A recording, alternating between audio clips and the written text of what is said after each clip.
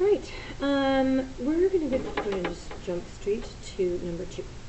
So for number 2, we are looking at this idea of the difference between given information and hidden information. These guys here are given that those angles are equal, and this angle here being 90 degrees is given. The fact that I know that that one is also 90 is because these guys are linear angles, and linear angles are supplementary. So 90 minus from the 180 would give us our 90 on that other side.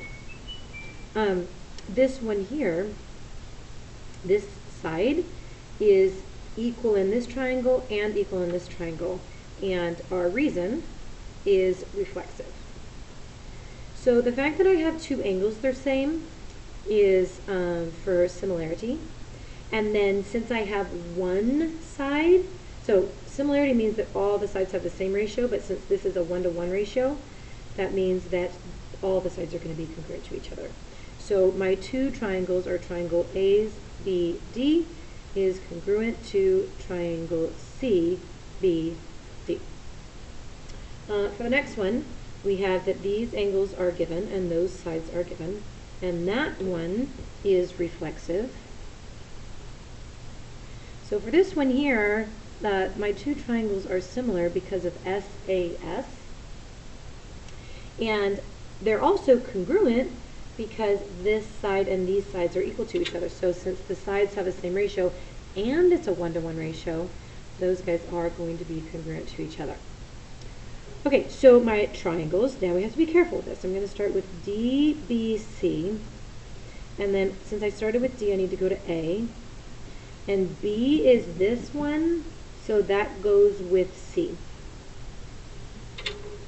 All right, for this one here, this is the trickiest one on this paper, I think. I have parallel, which gives me angles. Parallel lines give me, in fact, alternate interior angles that are congruent to each other. I can do that twice if I wanted to. I can also get my vertical angles. So I now have more than enough information. And since I have my A's, I have my similarity. And then I have sides. Now watch carefully. Even though these are both 6s and you think, oh, congruent, this 6 is in between the 1 and this guy, and the one that's also between the 1 and this guy is a 4. So this is a 6-to-4 ratio, which is not a 1-to-1 ratio, so they're not congruent to each other. But they are similar, so I can say triangle ABC is similar to triangle A goes with D, B goes with E, and then C. Move this over a smidge. So let's talk about this one here. I have that these are the same and these are the same, so that's given information. And then I know this one is reflexive. So I had AA for similarity, and then just that one is all I need for a 1-to-1 ratio. So in terms of triangles, they are congruent to each other because I have similar and 1-to-1 ratio.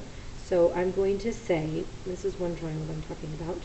So we're going to go DBA, and then D goes with C, and B goes with A, and then